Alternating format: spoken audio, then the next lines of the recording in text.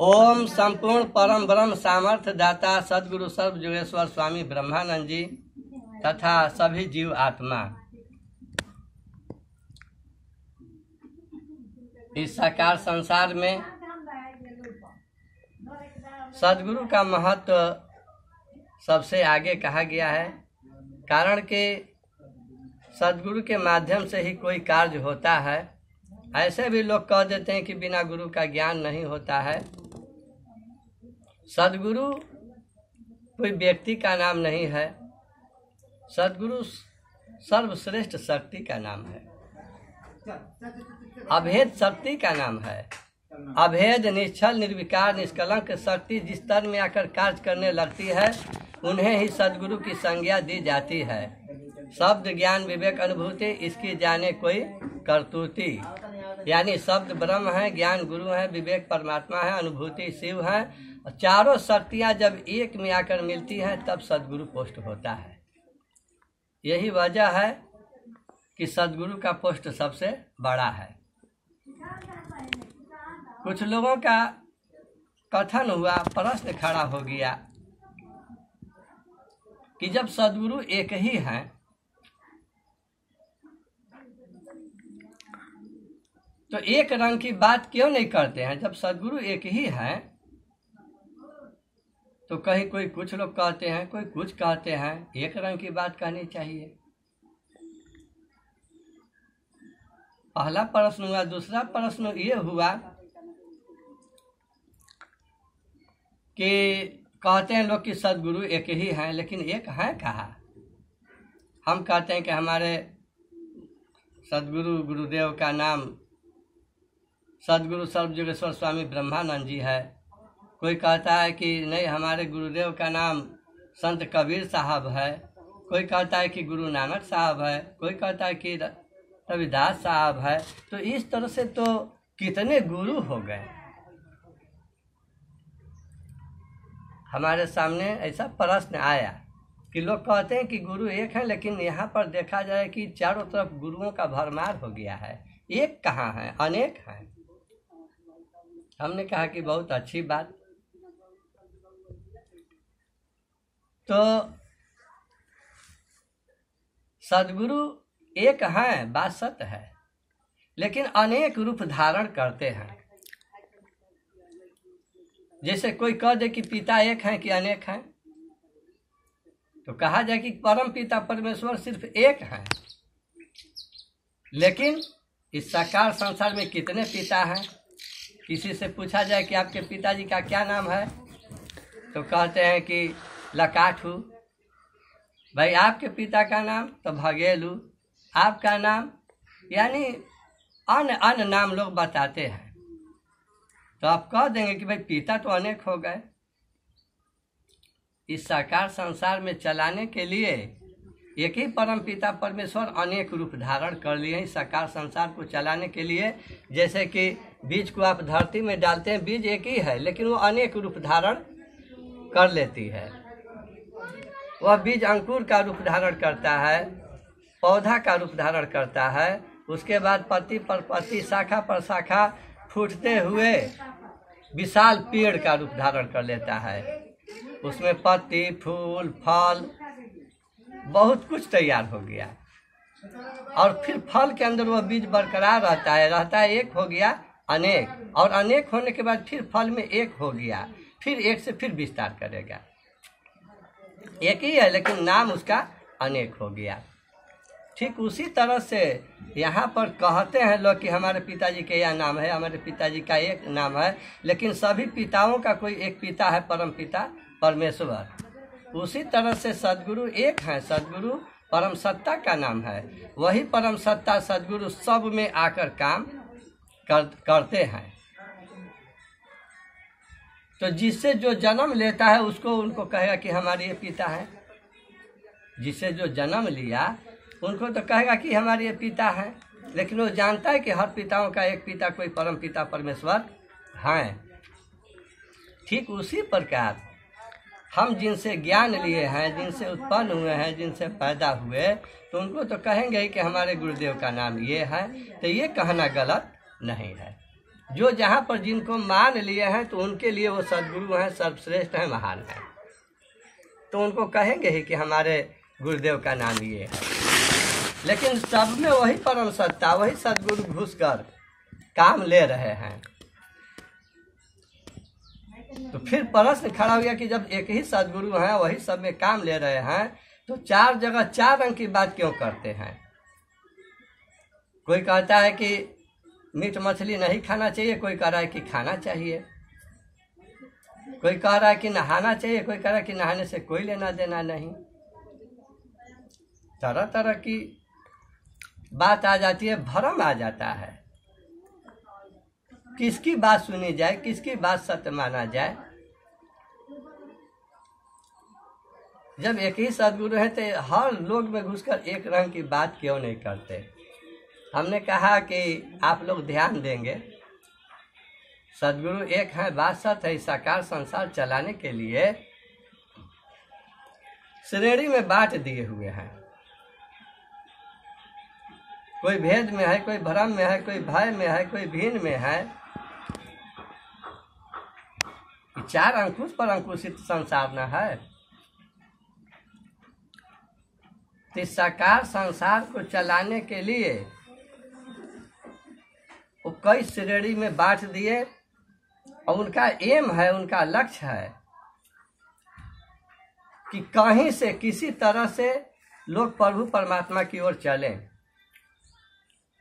जैसे कितने स्कूल हैं, विद्यालय हैं, जिनको जो विद्यालय समझ में आता है या जिस योग्य हैं उस विद्यालय में अपने बच्चों का नाम लिखवाते हैं। हर विद्यालय में पढ़ाई हो रही है, लेकिन जो जिस योग्यता में है उस विद्यालय में अपना नाम लिखवा दिया। उसका एम यही है कि हमारा लड़का पढ़ लिख कर बड़ा आदमी बन जाए, कोई बड़ा अफसर बन जाए, महान बन जाए, यानी आगे बढ़े, उसका भविष्य जो है आगे हो जाए। मेन एम यही है। उसी तरह से जिनको आप परम पिता परमेश्वर कहते हैं या सदगुरु कहते हैं, उनका एम है कि सब लोग प्रभु परमात्मा की ओर चलकर सुख शांति आनंद को प्राप्त करें। उनका लक्ष्य है, एम है। तो कहा जाता है कि कोई खट्टा का प्रेमी है, कोई मीठा का प्रेमी है, कोई तीता का प्रेमी है, कोई नमकीन का प्रेमी है। और जो खट्टा खाने वाला है उसको 56 प्रकार का भोजन बना दीजिए, खट्टा वाला सामान उसमें एक भी न हो। उससे पूछा जाए क्या भाई खाना में आनंद आया, तो क्या कहेगा? व्यवस्था तो बहुत किया था, अरे 56 प्रकार आइटम बनाया था, लेकिन एक ही बिना काम गड़बड़ा गया। उसमें एक आध अचार भी रहता ना, आनंद आ जाता है। जो मीठा का प्रेमी है, मीठा के बिना उस सब उसके लिए व्यर्थ हो जाएगा। तीता का प्रेमी है, उसको अगर तीता न रहे, उससे पूछा जाए, कहेगा कि सब व्यवस्था बनाया था, उसमें थोड़ा मिर्चा का अचार रहता, चाहे कुचला चटनी भी रहता ना, तो आनंद आ गया होगा। इस तरह से यानी जिसका जो प्रेमी है उधर ही आकर्षित होते हैं। तो इस साकार संसार में 4 तरह के मनुष्य हैं, 4 तरह के गुण हैं। तो अब सपोज डेट में आगे नहीं बढ़ेंगे, आप लोग उदाहरण में अब समझ लीजिए। उदाहरण के लिए मान लीजिए कि यहाँ पर हम लोग 4 महात्मा हैं।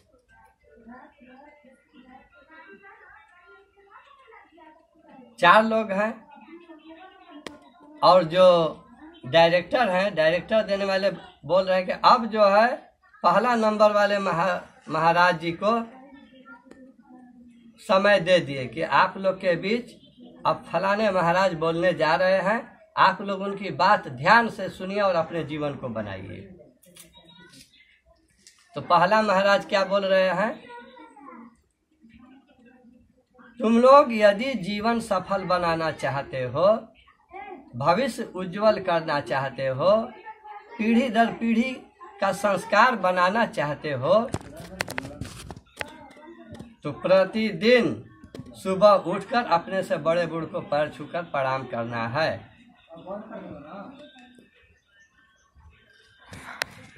और बिन स्नान ध्यान किए भोजन नहीं करना है। बिना स्नान ध्यान किए भोजन नहीं बनाना है। और मांस मछली नशा पत्ती का सेवन नहीं करना है। ये सब तुम्हारे लिए नहीं है। तो दर्शक तो बहुत हैं। सदगुरु का कथन है कि यहाँ पर जितने दर्शक हैं सबको जो है इसमें भिड़ा देना है। सदगुरु का एम है कि सबको इसमें भिड़ा देना है। अब कैसे सब आएंगे भाई? तो जब महाराज जी का बात सब सुना तो 100 में 10 लोग कह रहे हैं कि महाराज जी एक नंबर के बात बोल रहे हैं और ये गुरु मानने योग्य हैं। जरूर इनसे ज्ञान लिया जाए और जरूर खान पान ये सब गलत नहीं करना चाहिए, मनुष्य के लिए तो है ही नहीं। तो 10 लोग ये महाराज जी को, पहला वाला महाराज जी को मान लिए। अब दूसरे महाराज जी की पारी आई। डायरेक्टर साहब फिर अपना डायरेक्शन दे दिए कि अब उनकी बात आप लोग सुनिए और जीवन बनाइए। तो दूसरा महाराज क्या कह रहे हैं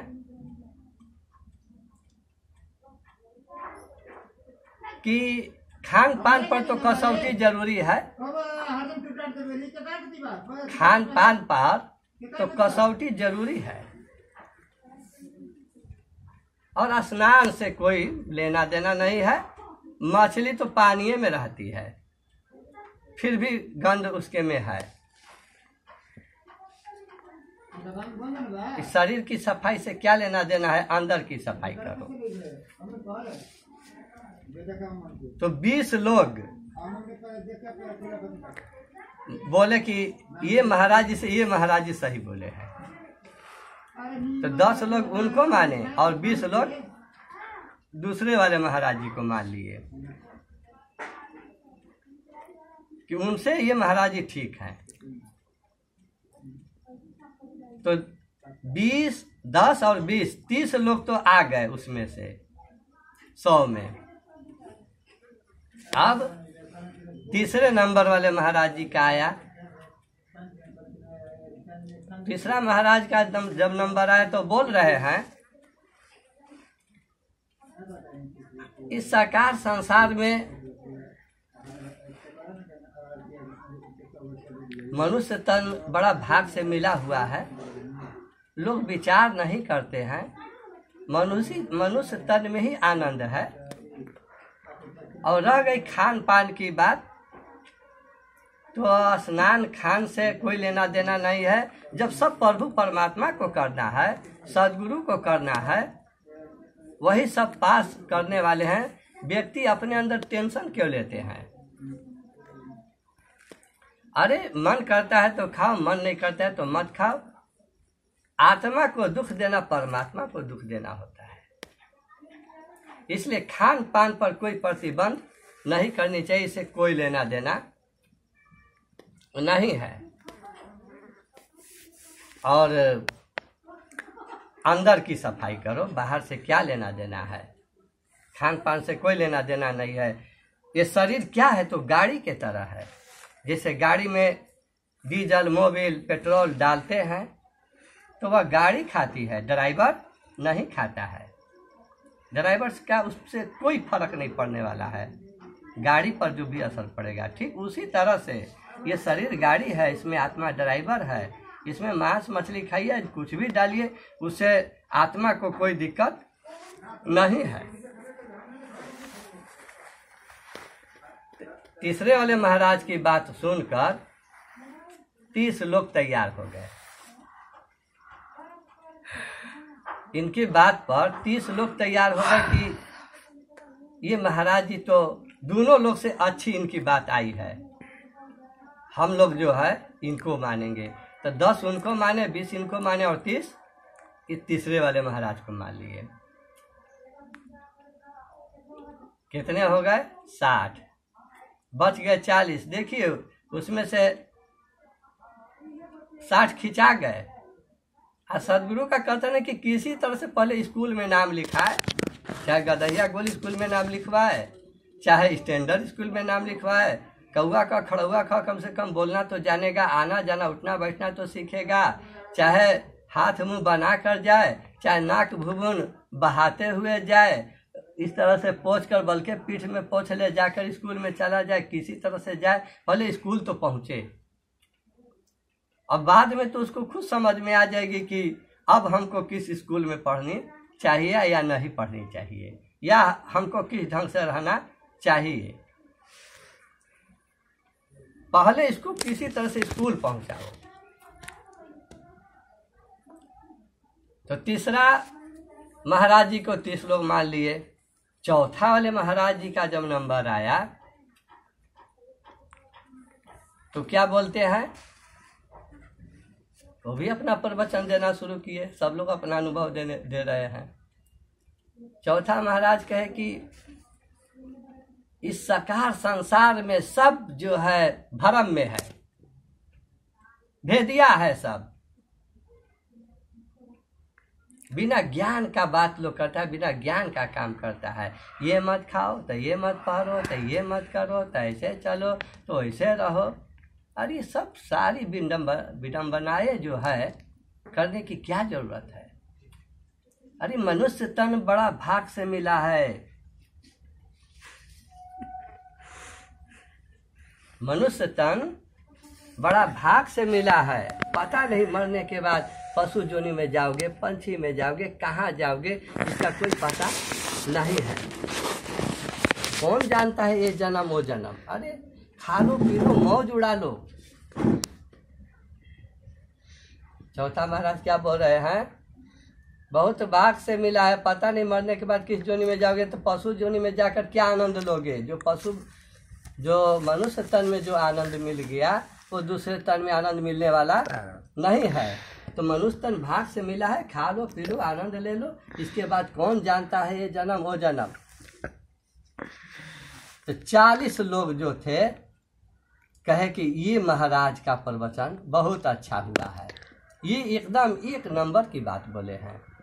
बल्कि और लोग जो पहला दूसरा तीसरा महाराज को मानने वाले थे वो भी खिंचा कर इसमें आ गए कि ये महाराज एकदम सही बात बोले हैं। पता नहीं मरने के बाद हम लोग पशु में जाएंगे कि पंछी में, तो क्या पता है। तब जो इसी में आनंद लेना है ले लो। यानी सब लोग कि कोई में न कोई में आकर बांध गए। तो जो लोग प्रश्न किए कि जब एक ही सदगुरु है तो एक ही रंग की बात क्यों नहीं करते, एक रंग की बात क्यों करेंगे। सब मनुष्य है, लेकिन सब मनुष्यों में भेद है। मानव है लेकिन मानव में भेद है। सबका सोच अलग है, खोज अलग है, संस्कार अलग है, विचार अलग है, भाव अलग है। उसके अनुकूल सदगुरु जो है ऐसा पैदा कर दिए कि कोई कहीं से कोई कहीं से किसी तरह से बंध जाए। बंधने के बाद जब वो आ जाएगा तब धीरे धीरे उसको खुद समझ में आ जाएगी कि अब हमको जो है किस स्कूल में, बनारस स्कूल में पढ़ना चाहिए कि देहरादून पढ़ना चाहिए कि नेतरहाट पढ़ना चाहिए कि लखनऊ जाकर पढ़ना चाहिए कि दिल्ली पढ़ना चाहिए कि बॉम्बे पढ़ना चाहिए कि जाकर विदेश अमेरिका पढ़ना चाहिए। कहाँ जाकर पढ़ेंगे तो हमारा जो है लाइफ बनेगा। उसी तरह से संशोधन हो जाएगा। और ये जो लोग कह देते हैं कि जो गुरु मान लिए तब गुरु मानने के बाद गुरु बदलना नहीं चाहिए, ये भी एक बहुत बड़ी भ्रम है। सदगुरु का कथन है कि ये गुरु यदि मान लिए हो, तुम्हारे अंदर अगर भेद चल रहा है, दुविधा चल रहा है, तो गुरु खोजते रहो। और तुम्हारे अंदर अडिगता आ गई कि नहीं हम जिनको मान लिए हैं वो सर्वश्रेष्ठ हैं, उनके प्रति कोई भेद नहीं है। गुरु के प्रति शिष्य में भेद नहीं होनी चाहिए और शिष्य के प्रति गुरु में भेद नहीं होनी चाहिए। तभी जो है भविष्य उज्जवल होता है। यदि भेद आ गया, जहां आ गया भेद वहीं पर छिपा हुआ है खेद, फेल हो जाएगा सब वेद। तो जब तक अपने अंदर दुविधा है तब तक आप गुरु एक नहीं 10 गुरु कर सकते हैं, कारण कि दुविधा में सुविधा नहीं मिलता है। आपके अंदर अडिगता आ गई कि नहीं, हम जिनको मान लिए हमारे लिए वो सर्वश्रेष्ठ हैं और सभी का आदर सबको देना है, सेवा सबका करना है, लेकिन हमारे लिए सर्वोपरि सर्वश्रेष्ठ यही है, अब इनसे बढ़कर कोई नहीं है। यदि ऐसी अंदर में बैठ गया तब फिर गुरु बदलने की जरूरत नहीं है, इधर उधर जाने की जरूरत नहीं है। कारण कि संत कबीर साहब भी बोले कि जब तक गुरु मिले नहीं 10 पाँचा, जब तक गुरु मिले नहीं साचा, तब तक करो गुरु 10 पाँचा। गुरु तो जगह जगह पर है। दाता तेरे जो है 13 गुरु किए थे, स्वामी विवेकानंद जी 52 गुरु किए थे। जगह जगह पर जो आपको रास्ता बता दिया वो भी गुरु हो गया, कोई भी। लेकिन वास्तविक जो है इस भवरूपी सागर से पार करने वाले एक ही सदगुरु है। आप बहुत गहराई से इस बात पर विचार कर सोचेंगे और खोजेंगे कि हम किस लायक हैं, कैसे सदगुरु के संरक्षण में जाए कि अपना जीवन महान बनाए। कारण कि सदगुरु के शरण में सबको जाना है, बिना जाए इस तरह से अनेक जो भरम में फंसे हुए हैं वहाँ पर क्लियरिटी नहीं है, वहाँ पर कोई रास्ता नहीं है। आप जो भी पूजा पाठ कर रहे हैं अपने मन से, तो बिना सूत्र और बिना नियम के कर रहे हैं। सदगुरु के शरण में जाने के बाद उस नियम सूत्र आपको मिलेगा और उसके अनुकूल चलेंगे तभी आपका विकास होगा। तो विशेष क्या शेष बात पर ध्यान दें। कम सुनो ज्यादा गुनो, राखो गुरु में ध्यान, अपने कर्म पर अडिग रहो, चलो से नातान। मैं इतना ही कहकर इस समय के लिए अपनी वाणी पर विराम दे रहा हूँ। ओम शांति शांति शांति।